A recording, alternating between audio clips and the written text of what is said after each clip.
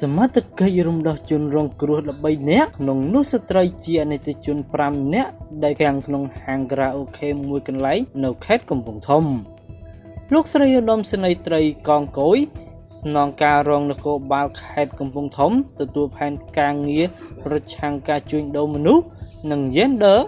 និងសម្របសម្រួលនីតិវិធីពីសាលាដំបងខេត្តកំពង់ធំ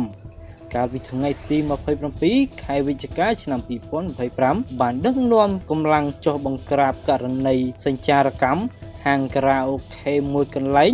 ជ្រកក្រោមយីហោមលុបលៀបស្ថិតក្នុងភូមិដូងភូមិបាឡាំងស្រុកបារាយខេត្តកំពង់ធំជាលទ្ធផលនៃកិច្ចប្រតិបត្តិការសមត្ថកិច្ចជំនាញបានធ្វើការឃាត់ខ្លួនជនសង្ស័យម្នាក់ឈ្មោះវីសុខីភេទប្រុសអាយុ43ឆ្នាំមានទីលំនៅភូមិដូងភូមិបាឡាំងស្រុកបារាយខេត្តកំពង់ធំដែលជាម្ចាស់ទីតាំងព្រមទាំងរំដោះជនរងគ្រោះចំនួន8នាក់ស្រីអនិច្ចជនចំនួន5នាក់ករណីខាងលើនេះសមត្ថកិច្ចជំនាញកំពុងកសាងនីតិវិធីដើម្បីចាត់ការបន្តតាមផ្លូវច្បាប់